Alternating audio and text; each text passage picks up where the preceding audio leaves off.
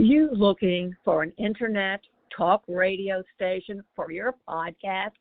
Look no further. At the helm of Passionate World Talk Radio are two women that want to provide a spot for you and your podcast to be heard. There are many other places for your podcast, but PWTR has the audience. You will not be disappointed. Our station has been on the internet for the past 16 years. Call us for more information. 484-364-1032 or text Jeannie White, station manager, at PHECONNECTSHOW@gmail.com for podcast show details. Welcome to Passionate World Talk Radio. Educate, enlighten, entertain. Hi, everybody. This is Betsy Wurzel, your host of Chatting with Betsy on Passionate World Talk Radio Network, where our mantra is to educate, enlighten, and entertain. The views of the guests may not represent those of the host or the station. Folks, I had some public service announcements. It's near the end of November, and I cannot believe it, but it is still National Caregivers Month, and we need to honor personal and professional caregivers. So if you know a caregiver, please reach out to them. I know they would appreciate it.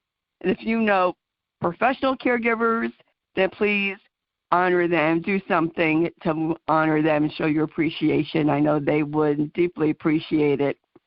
It's also National Alzheimer's Month. You know how I am about that. I'm an advocate for it, and I always will be. Educate yourself on this disease. No one is immune. If you think you have memory problems, please don't ignore it. Please talk to your healthcare provider about your concerns.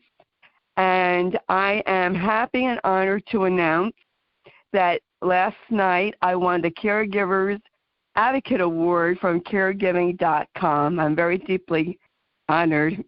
I'm going to get emotional. And I dedicate my award to my late husband, Matthew Sloan, because he is the reason why I went in my car to start my advocacy. And I have a special guest today, folks. You're going to want to listen to this podcast. Do you like history about World War II? Are you interested in it? Well, you should be, because that was the greatest generation. My dad was in that generation. He served in the Navy. My guest today is Steve Snyder, who is past president of the 306th Bomb Group Historical Society. He's still on the board of directors. He's also on the board of the 8th Airforce Historical Society. And he is speaker and author of Shot Down, the true story of pilot Howard Snyder, who is Steve's dad, was Steve's dad, and the crew of the B-17 Susan Ruth. I'm dedicating this podcast to Howard Snyder and the crew of the Susan Ruth B-17. We need to honor these men and their memories. Welcome, Steve Snyder, to Chatting with Betsy. Well, thank you, Betsy. I'm glad to be here. Well, I'm glad you are here. I'm glad we connected. I saw your press release in the radio interview newsletter, and I said, I have got to get in touch with you. Your story touched my heart, and my husband, Matt, was a WW2 history fanatic, and my dad was in the Navy in World War II, and so was my father-in-law. And your dad was a pilot on the Susan Ruth, the B-17. I know why you wrote the book, but could you tell the audience why you wrote the book, and what would you like for them to take away from it? Okay. Well, growing up, I knew the basics of my dad's World War II history. I knew he was a B-17 pilot. He was stationed in England with the 8th Airforce. His plane was named the Susan Ruth after my oldest sister, who was 1 year old at the time that he went overseas. And he flew bombing missions over Europe, and in February of 1944, his plane was shot down by 2 German fighters, and he was missing in action for 7 months. but he evaded being captured by the Germans and eventually made it back to England. But it wasn't until I retired in 2009 from a 40-year career in sales and sales management that I finally had the time to really delve into my dad's war history in more detail. My parents had kept a lot of material from the war years, and I just wanted to go through that and organize it and learn more details. At that time, I had no intention whatsoever of writing a book. And there were two items that were really significant. One was a diary that my dad wrote while he was missing in action about his plane being shot down, which is absolutely riveting. It's in the book. And the other are all the letters that my dad wrote to my mother while he was stationed in England before his plane got shot down.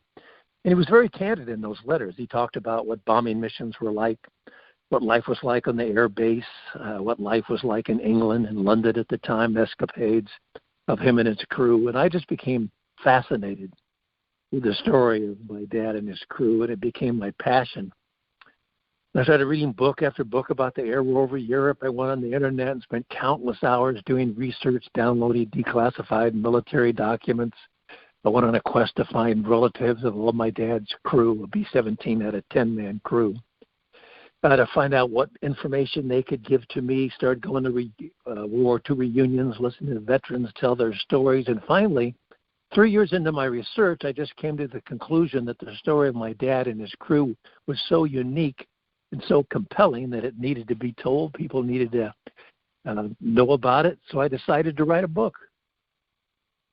I agree. People need to know about these brave young men. And I want to put in perspective for the young generation, there was no internet. So these men went to war and didn't see their loved ones for 4 years till the war was over. They had limited letters.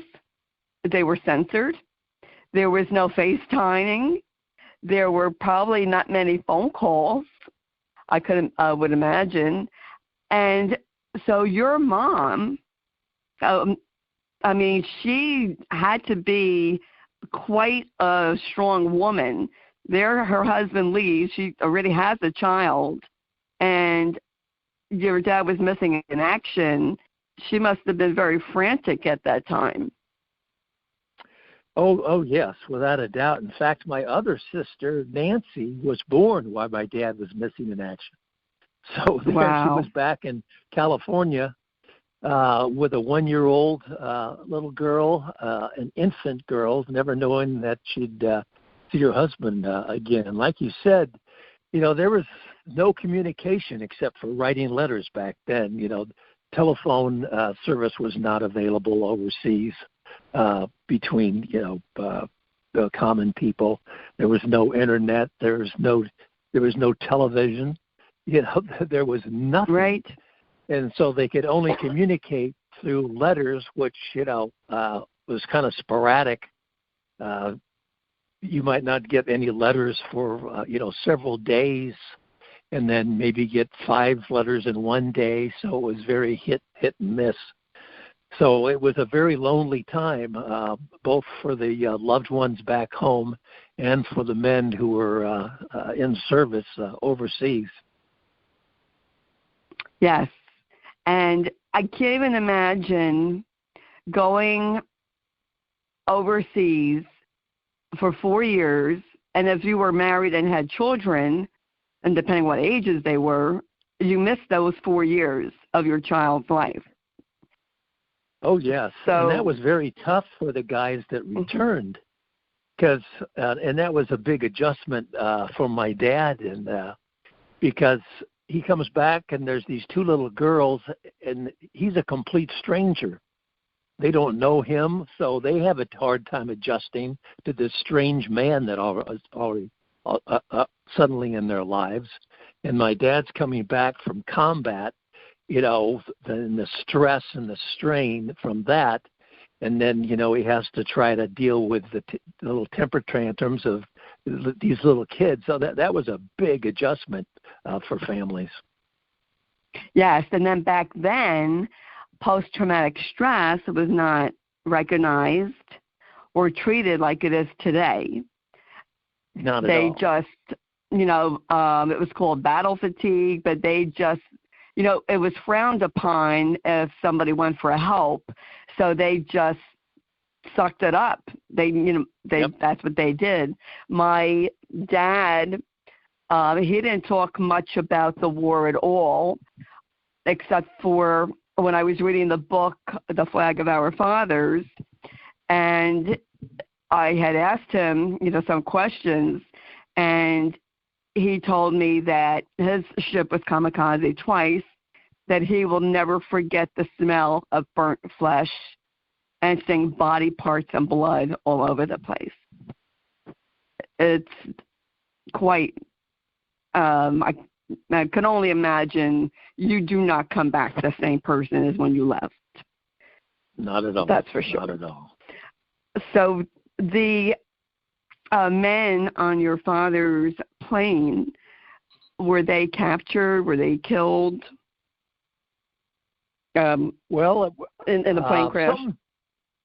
Something happened to each guy, and the book's just not about my dad. Well, let me back up again a minute. The first half of the book builds up to the day that the plane was shot down, and then the second half of the book is all about what happened afterwards. And it's not just about my dad, but it goes into detail about what happened to each man on the crew. And I'm also about all the courageous Belgian people that risked their lives trying to help them. 5 of the 10-man crew came home, but 5 did not. A couple of the men were killed in the plane when it was attacked by the German fighters. The other 8 men bailed out successfully. But different things happened to them. 3 of them became prisoners of war. 3 of them evaded capture for a couple months, but were captured by the Germans and killed. 2 of the crew evaded capture, my dad being one. After my dad bailed out, he parachuted out. He came down in some trees right at the French-Belgian border, and his parachute got hung up in the branches, and he was dangling 20 feet off the ground and couldn't get down. But fortunately for him, a couple of young Belgian men, Henri Franken and Raymond Dervin, came to his rescue before the Germans got there. And they helped him down from the tree, and then they took him to the Dervin farmhouse that night, but he only stayed there one night because it was too dangerous because of German patrols combing the area looking for him. So the next night, a Belgian customs officer, Paul Tilcan, came on a tandem bicycle and took him to a safer location, and then after that, he was moved from place to place to place. How long he stayed in any given location depended on how brave the Belgian people were who lived there and how dangerous the Belgian underground thought it was for him to stay there.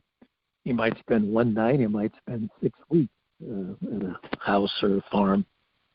And the Belgian people who hid my dad down there, and for that, unbelievably brave people, they risked not only their lives but the lives of their family and friends because if the German secret police, the Gestapo, found out about it, they'd be arrested, tortured, and either sent to a concentration camp or shot. And some of the people who helped my dad and other members of his crew did meet that fate. But it was a very stressful time for my dad as well. He was almost discovered on several occasions by the Germans, and those are described in the book. And normally when the underground came across downed Allied airmen, they tried to get them back to England through various escape routes, down through France, over the Pyrenees Mountains, into Spain, and then out through British-controlled Gibraltar. But something always went wrong trying to get my dad out. So he became quite frustrated, and finally he decided he got tired of hiding. Word came that the Allies had landed at Normandy on June 6th of 44. He was shot down on February 8th. And he decided to get back in the fight. Unlike most airmen, before my dad went into the Air Force, he was in the Army for a year in the infantry stationed up at Fort Lewis, Washington. So he knew how to fight on the ground. And he decided to join the French resistance. And so he joined a unit of what was called the Maquis. And he fought with them, sabotaging German convoys for a couple months before finally U.S. armies came up through France after D-Day and liberated the area. Wow, what a fascinating story. And I can only think that your dad probably suffered survivor's guilt. Did he ever talk about that? Like, why did he survive? Not really. After he bailed out, he had no idea what happened to any of his crew members.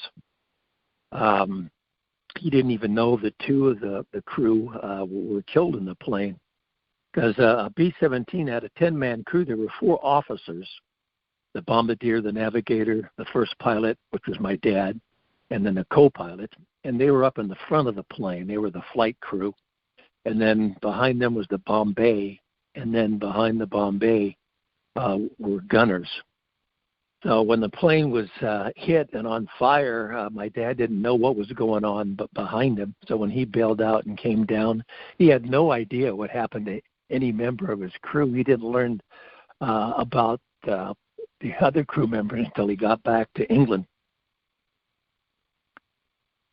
I'm sure he was probably very, I want to say, shocked about, what happened, because I'm sure your father was in shock when his plane, when he had to bail out and he's stuck in the trees, not knowing what's going to happen. I just think sometimes people's brains go into this mode of survival. They have to shut down part of it to survive, and then it catches up to them, later on when everything is, I want to say, settled down or over. But what an incredible story, Steve. Your father was a very brave man. He was for sure. As you alluded to, his plane's attacked. It's on fire. He has to bail out. He comes down in a foreign country. Has no idea where he is. As I said, he doesn't know what happened to his buddies on the crew. He can't communicate with the U.S. military, and he's being helped by complete strangers who really can't communicate, because my dad couldn't speak French yet at that time. They couldn't speak English. He had a little English-French dictionary that he could refer to from his escape kit. And any of these people could be a collaborator and turn them over to the Gestapo. So it was a very stressful situation, not knowing that, he was on pins and needles every day, because the Germans could break into these houses and arrest him, could send him for a prisoner of war camp. And I unfortunately, I never really asked him the question, on why he decided to join the French resistance. I know he felt like he had to get back into the fight because there's, other servicemen that are fighting and dying. But the logical thing, or the safest thing for him to do would have been just to stay hidden and hunker down and wait for the U.S. armies to come up to liberate the area. So to make the decision to join a unit of the French resistance, here he is, an American, a complete outsider, joining a group of guerrilla fighters, basically, and risk his life fighting, because he could die in these attacks on these convoys, or if the Germans captured him, he'd be shot on the spot as a terrorist. So that, took a tremendous amount of courage and bravery to make that decision. I think there's very, very, very few people that would have done that. I doubt if I would have. I think this is what I'm coming to a conclusion to. Maybe your dad had faced, I'm tired of hiding. I could get killed hiding, or I could get killed fighting. And maybe he thought, I'd rather get killed fighting than to hide. And maybe he felt the duty to fight against the Germans, to help the French, because he was in a no-win situation, either way. Well, that's true. I have to ask you this, Steve. Are you Jewish by any chance? No, I'm not. Because the reason why I asked that is because maybe that's why your father wanted to fight, to join the French resistance if he was Jewish, to fight the Germans. And I know I've heard, a lot of Jewish people who fought, if they were caught, they threw away their dog tags so that Germans wouldn't know that they were Jewish. But you can't tell by names anymore, last names. I just think it's incredible. These men from the greatest generation were so incredibly brave. I want to put it in perspective for the audience. You're talking about men, young men, out of high school. Some even lied about their age just to serve. Right out of high school, a lot of men going overseas, not seeing your family for 4 years.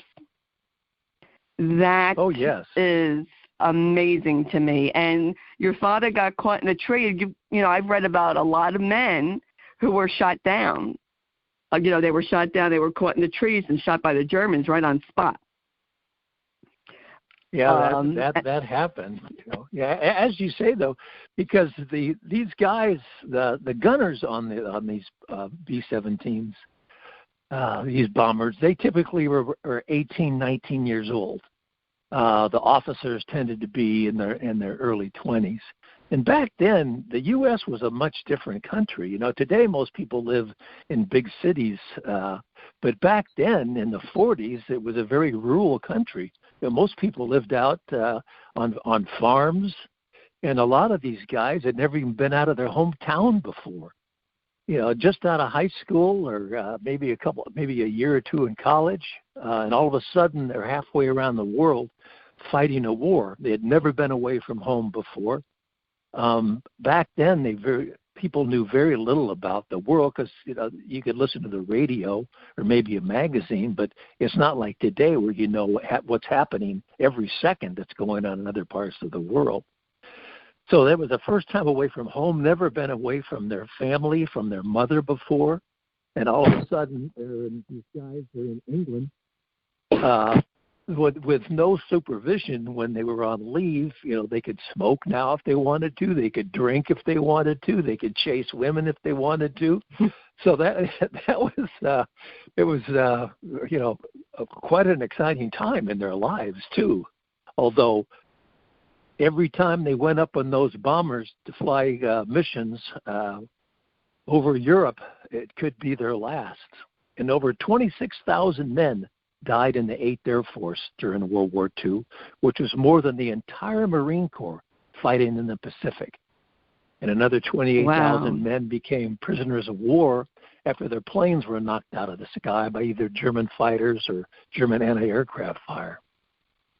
Being a combat crewman in the 8th Air Force was the most dangerous duty assignment in the United States military during World War II. Wow, I did not know that. This is why I love having interesting guests like you on, Steve. I learn every time.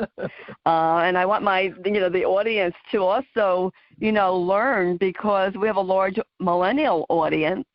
And I feel that, the World War II vets, there's not many of them left, because if they are alive, they're in their 90s, late 90s. My father, he died 9 years ago. He was 88. So, yeah, they're in their, I would say, mid to late 90s, if not 100. And I just feel like we need to honor these men. We need to remember our history. We can't rewrite history, folks, whether we like it the way it is or not.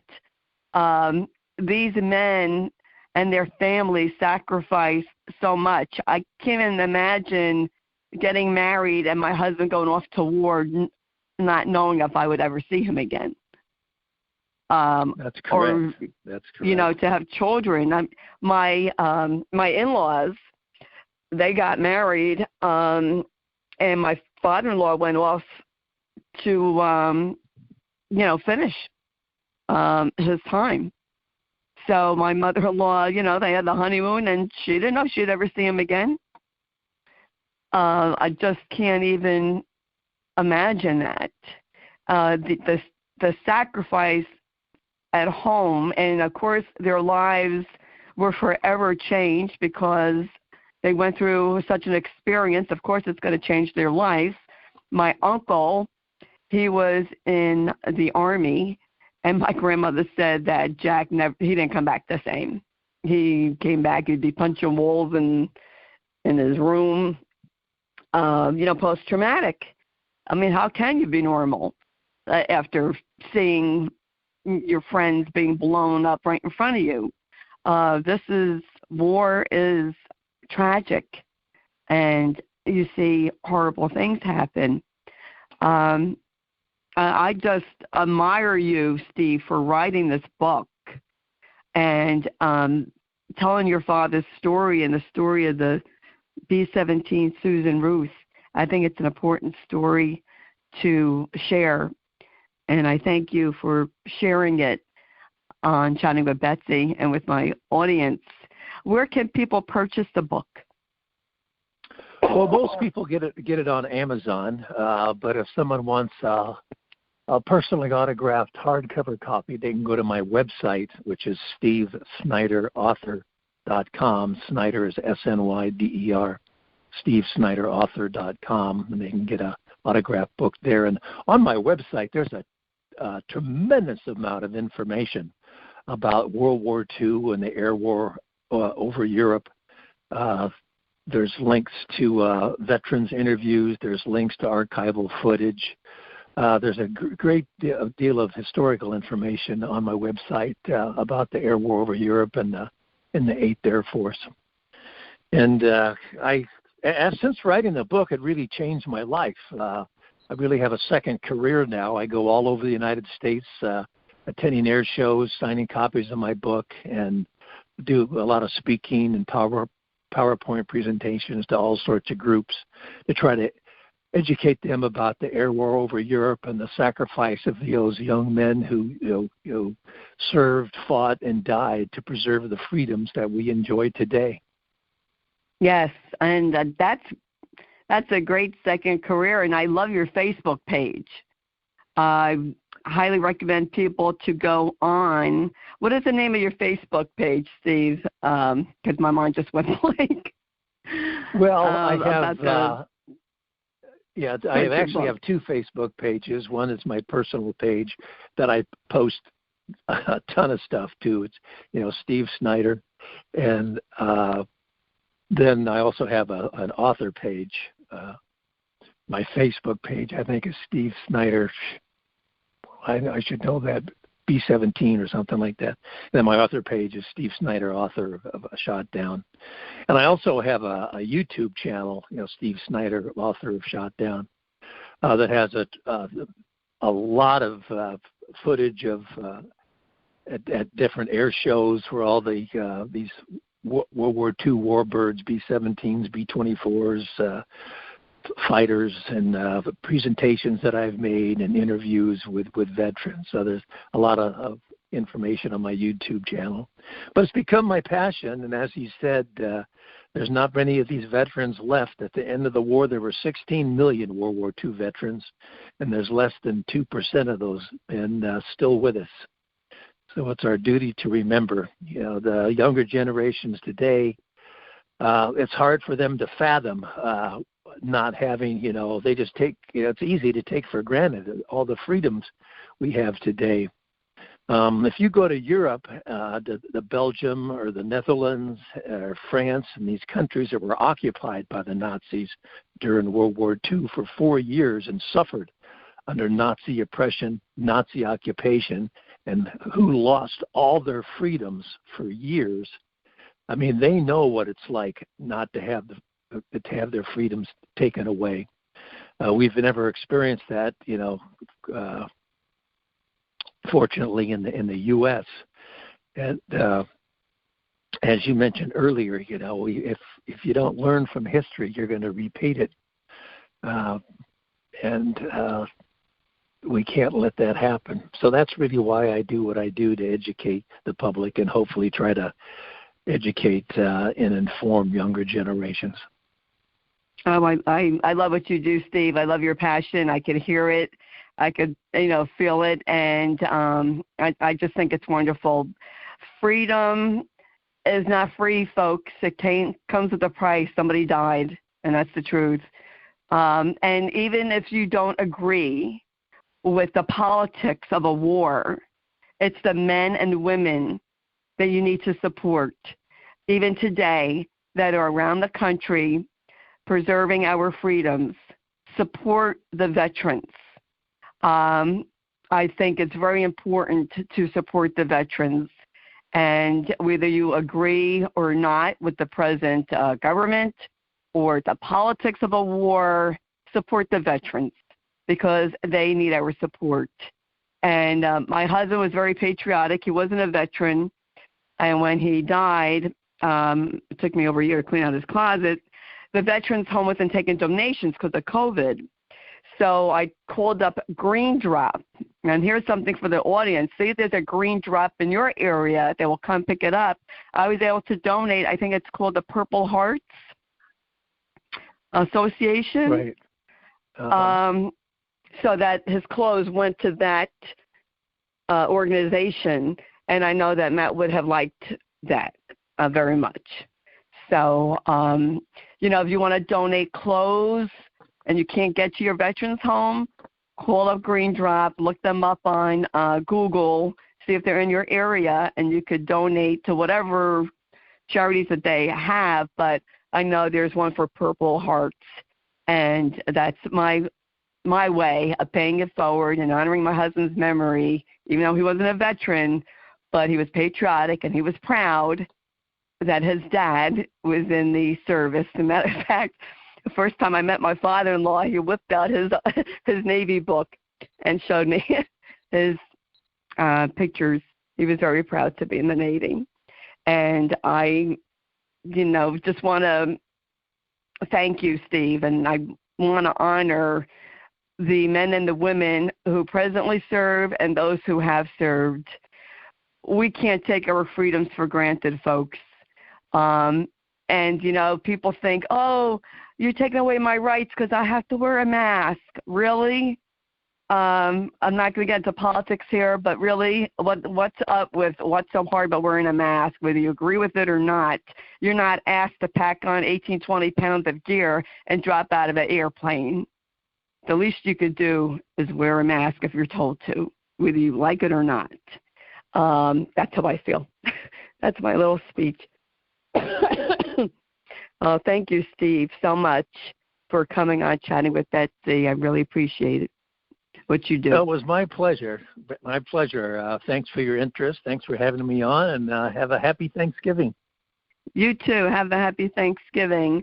Folks, if you missed any of this podcast, you can hear it again on your favorite podcast outlet. It is free to subscribe to Chatting with Betsy. I am on CastBox, Breaker, Spotify, Amazon Music, just to name a few. Please read the blog. I want to thank Jeannie White, who's station manager at Passionate World Talk Radio Network, who writes the blog. It's going to be information about Steve, how you could contact him, and where you could get his book. I highly recommend you going on his Facebook page, and I love it. I look at it. Very interesting articles and information. Check out his YouTube channel. We need to learn from these men and women who served. And I want to thank the brave men and women who are serving now and who served in the past. And I want to thank Lillian Caldwell, CEO of Passionate World Talk Radio Network, for making this all possible, of giving a radio station and giving people the opportunity to be heard and to use my voice to pay it forward. And I can't thank Lillian and Jeannie enough for the opportunity. Folks, I want to wish everyone a happy Thanksgiving, although this will be out after Thanksgiving, but I hope you had a happy one. I hope you had a peaceful one.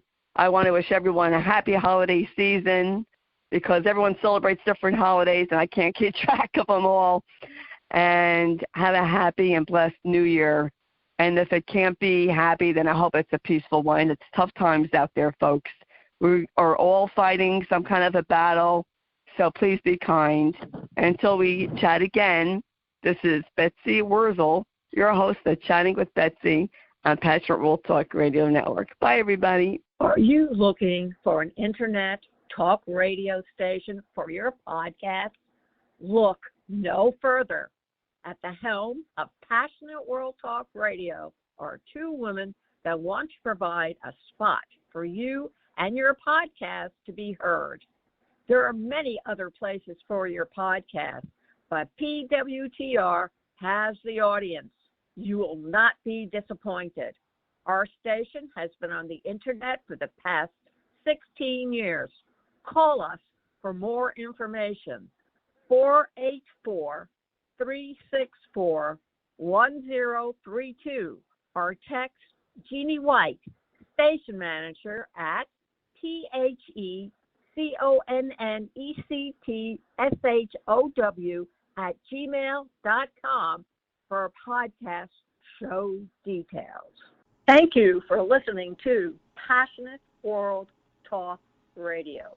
You can listen to this program all over again by going over to https://passionateworldtalkradio.com. You can also hear it on Spotify, Spreaker, Amazon Alexa, AMFM247.com every Tuesday evening between 8 and 9 p.m. YouTube, Facebook, Facebook Live, LinkedIn, and all the other podcast directories one can find on the internet.